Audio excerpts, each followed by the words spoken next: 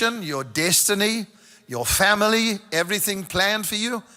Is there a possibility? Well, I will prove to you in scriptures that of those things you can lose.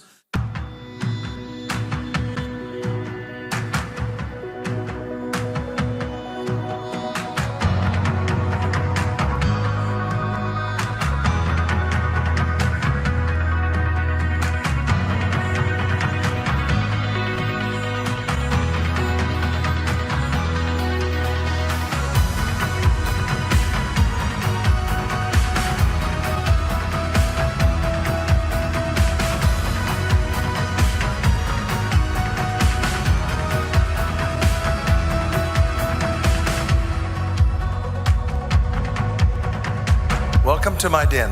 A prophet is one who carries the future, but a prophet is also one that brings life and preservation. The Bible tells us quite clearly that the word of the Lord that came through the prophet, speaking of Moses, preserved Israel. When the word of the Lord comes, there is preservation for you. What you're going to hear in these shows is God's plans for what He's going to do, His next course of events, and possibly where you will be going in life, destiny and purpose. I've traveled all over the world, and as a prophetic voice, I've managed to go to some of the difficult areas in the world where there's conflict, there's war, anger, hatred, and done what a prophet's supposed to do. Not only prophesy and bring the word of the Lord, but also to do good works. And that's what we've done, and that's what I want you to experience as well.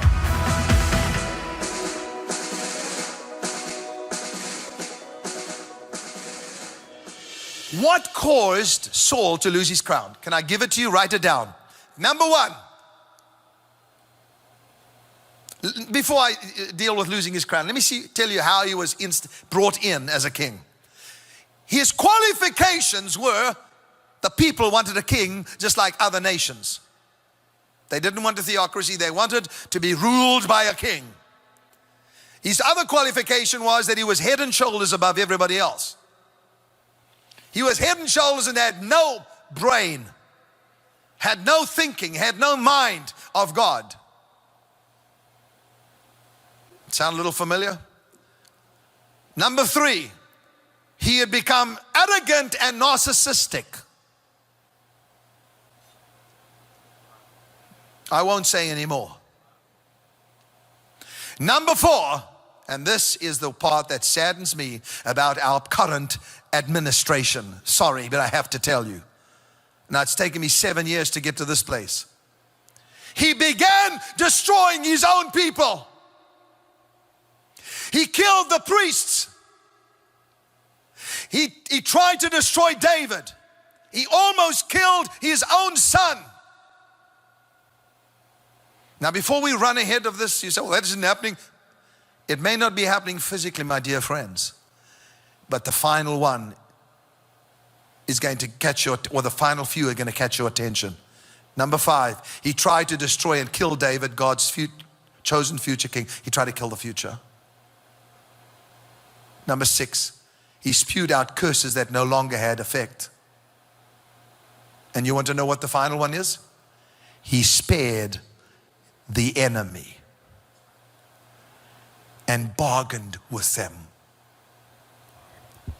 Now, I know I'm giving you a teaching that will affect your own life, but my God, we better watch out what we're doing and what decisions America is making right now. Do you know that they have attacked non-profit companies? They've attacked charitable organizations. The IRS had the liberty to come against those who are trying to do good works and try and bankrupt them. Coming against your own is going to be the greatest mistake you have ever made. Okay, I'll move on. So let's go to the incident that strongly relates to the story. Kim, what are you talking about, the Amalekites? What's this Amalekite thing? God never forgets what He made note of. We're going to go back hundreds of years. We're going to go to Exodus chapter 17, verse 8 to 15. Exodus chapter 17, let's go back to Moses and to where the name of Joshua is used for the very, very first time. Listen to this. Well, actually, Moses said to Joshua, let me tell you the story first. The Amalekites began to attack Israel from the back. Okay? While they're journeying from Egypt, trying to get somewhere, the Amalek comes and fights Israel. So Moses says to Joshua, while the Amalekites are coming, choose us some men and go out to fight with Amalek. They didn't even have an army. So Joshua is commanded by Moses, go and choose some men. So Joshua has the responsibility of going to find men, recruit them in one day. God, Israel's amazing. They are fighters, and I promise you, watch me, Israel is not who you must worry about. Worry about those enemies that are coming against Israel, because God has always kept Israel. And even when they've been outnumbered. And Moses said to Joshua, get some men and let's go and fight Amalek. Tomorrow I will stand on the top of the hill with a rod of God in my hand. Do you know this is the first time that he went with the staff of God and was not instructed by God to do it? Just prior to this event, God instructed him to strike the rock and bring, but no, there were no instructions from God. Moses knew that now this was the thing that would make it all happen. He'd got so acquainted with his gift that he knew when it was right when to use it and when not to use it, not having to always constantly be told. So Joshua did what Moses said to him and fought with Amalek. And Moses and Aaron and Hur stood at the top of the hill. And so it was when Moses held up his hand that Israel prevailed, and when he let down his hand, Amalek prevailed. But Moses' hands became heavy, so they took a stone and put it under him, and he sat on it. And Aaron and Hur supported his hands, one on one side and the other on the other side, and his hands were steady until the going down of the sun. He needed them. A man of God needs the upholding of his hands for the battles to be won. No matter how great the staff is, no matter how great your gift is, you need men and women and others that will hold you up. So Joshua defeated Amalek and his people with the edge of the sword. So Moses prayed, Joshua fought, and the battle was won. But this is what I want every one of you watching me to listen to and read, is verse 14. Then the Lord said to Moses, write this for a memorial in the book and recount it in the hearing of Joshua, because it's not going to happen in your time, Moses. I am not going to do it now. I'm going to do it generations from now. So write this as a memorial in the book and recount it in the hearing of Joshua. I will utterly blot out the remembrance of Amalek from under heaven. Now, listen to this, please. God says, I'm going to choose somebody else to do this. But I want Joshua to remember it and to let it be taken through the generations, because one day I'm going to wake a prophet up and he's going to find a king and he's going to do it for me. And Moses built an altar and called its name, the Lord is my banner. You know what I love? Whenever God speaks, they built altars. Now it's time for us to speak about this situation with the Amalekites. Now think about an Amalekite as a sin or something that is in your life that God doesn't like and wants you to get rid of. And maybe another thing is that maybe you are at the right place at the right time for you to bring destruction to a certain enemy that God called you to do. Let me explain. So after they won the battle, God makes a promise that one day he will rid the world of the Amalekites. Moses didn't mention the reason for the Amalekites attack on Israel.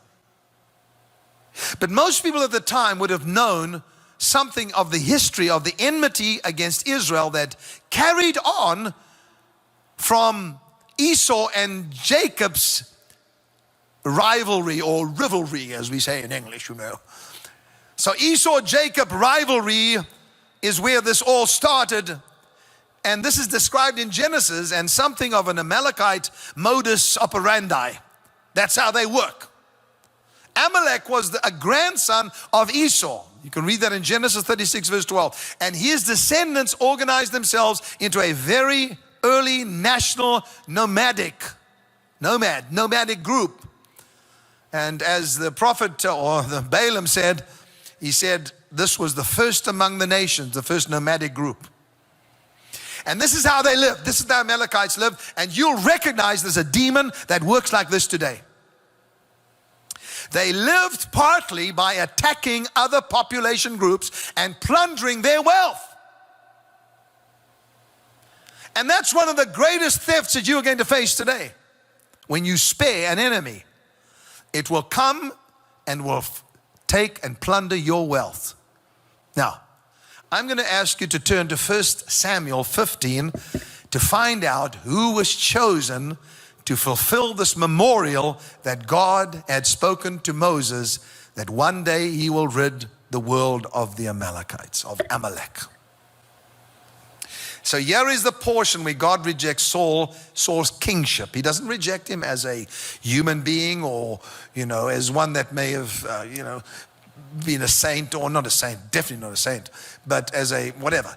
He rejects him in his kingly status, which can happen. Samuel says to Saul, verse 15, "The Lord sent me to anoint you king over his people Israel. Now therefore listen to the words of the Lord." In other words, when God puts a king in office, there is a greater purpose. "Thus says the Lord," Samuel tells Saul, "I have noted what Amalek did to Israel in opposing them on the way when they came out of Egypt." You know what he says? "I made a note of it. Now, go strike Amalek and destroy all that they have. Do not spare them, but kill both men, woman, child, infant, ox, sheep, camel, and donkey."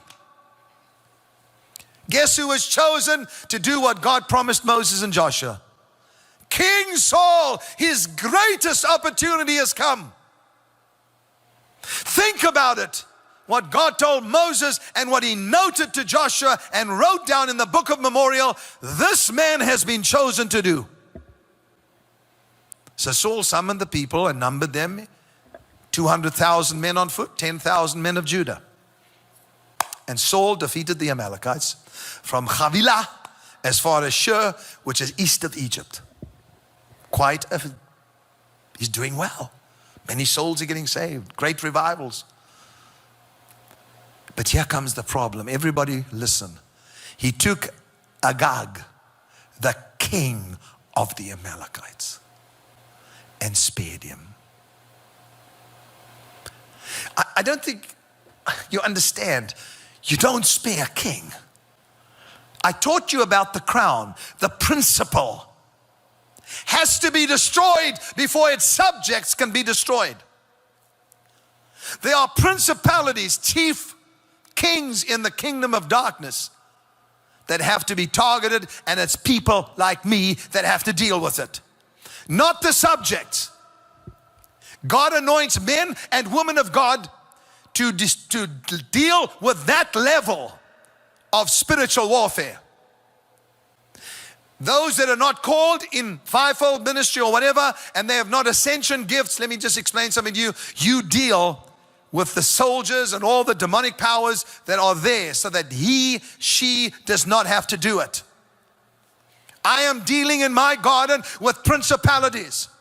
I'm dealing with demonic strongholds and kings that are coming against this nation. When I go into that garden, sometimes it's so powerfully depressing that I have to rise up and shout the name Yeshua over and over.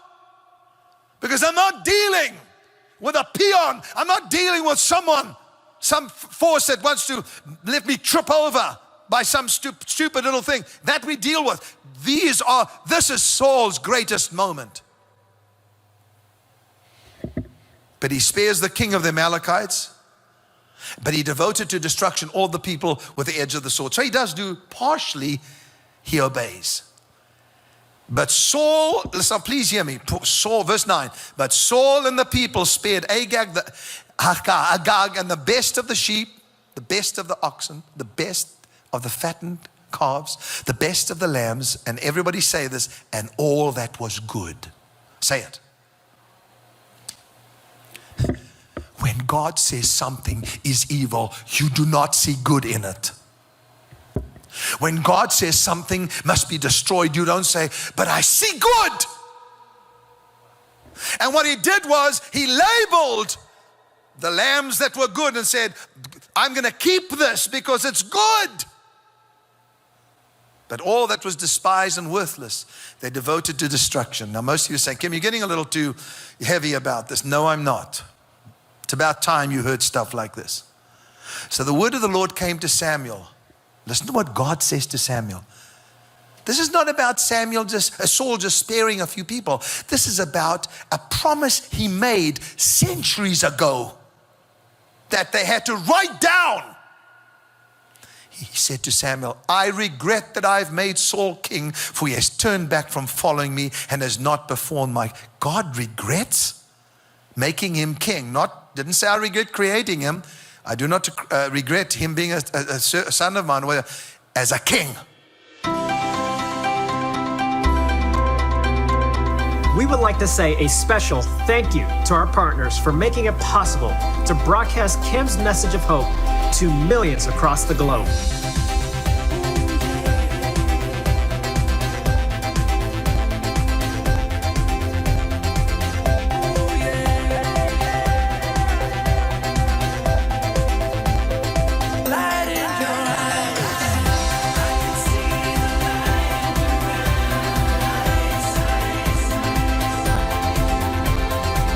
Through your generous support, we are able to place boots on the ground and make a difference for those most in need. We invite you to partner with Kim. Become a vital part of this outreach to the nations and receive the Prophet's Reward. Call toll-free 877-267-3303 or go to kimclement.com/partner.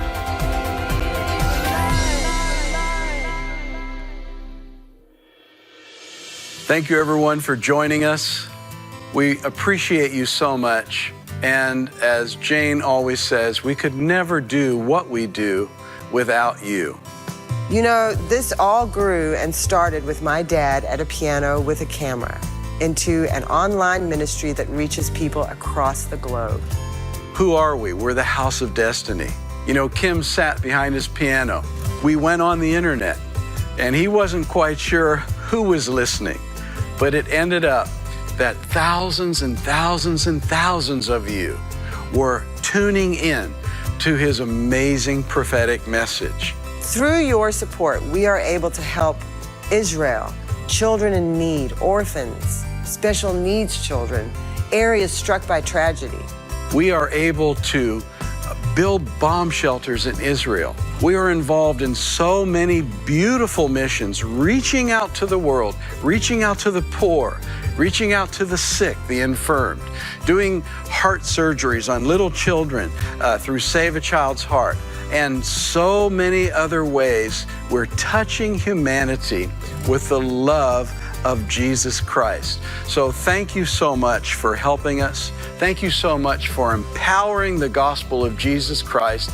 You can clearly receive the Prophet's Reward and have confidence that you're going to do so as you sow into this powerful ministry.